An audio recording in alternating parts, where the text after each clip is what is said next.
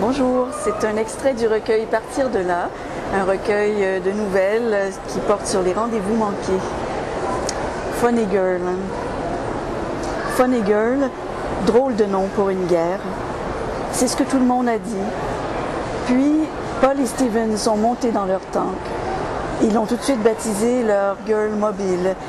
Et Paul a placé des fleurs roses, autocollantes, sur le tableau de bord kaki. Il se demandait si elles allaient tenir avec cette chaleur. Il fallait tenir.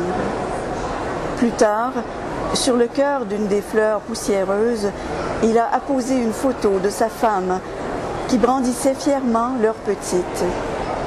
Paul et Steven s'éclataient en augmentant tour à tour le volume de la musique avant de charger. Ils aimaient s'éclater. Laurie avait annoncé à Paul sa grossesse au moment du départ. Il s'était réjoui en même temps qu'il avait eu un pincement au cœur. Lui aussi avait-il commencé. Puis il s'était tu un moment avant d'ajouter « We'll have a girl ».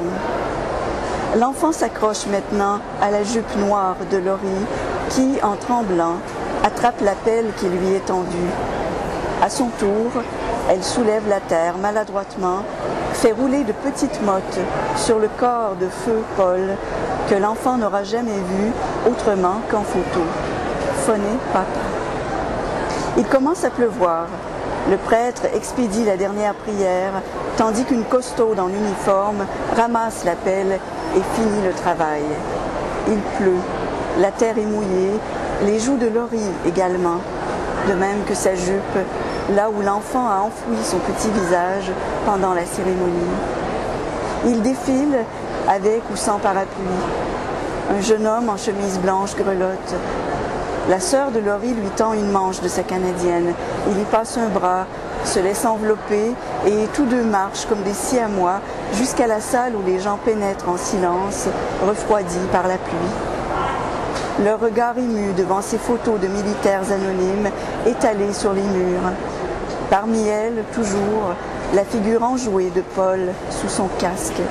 Paul à la guerre, en compagnie de son ami Steven, qu'une vieille femme montre du doigt en hochant la tête.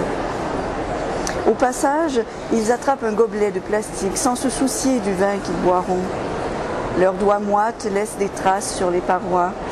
Après quelques gorgées et de multiples accolades, le papa de feu Paul se met à décrire le caractère de son fils, comment il était fort déjà, plus jeune sur la patinoire. Il rappelle ses bons coups au hockey et il rit à gorge déployée. On peut se demander pourquoi rire à gorge déployée le jour du cimetière.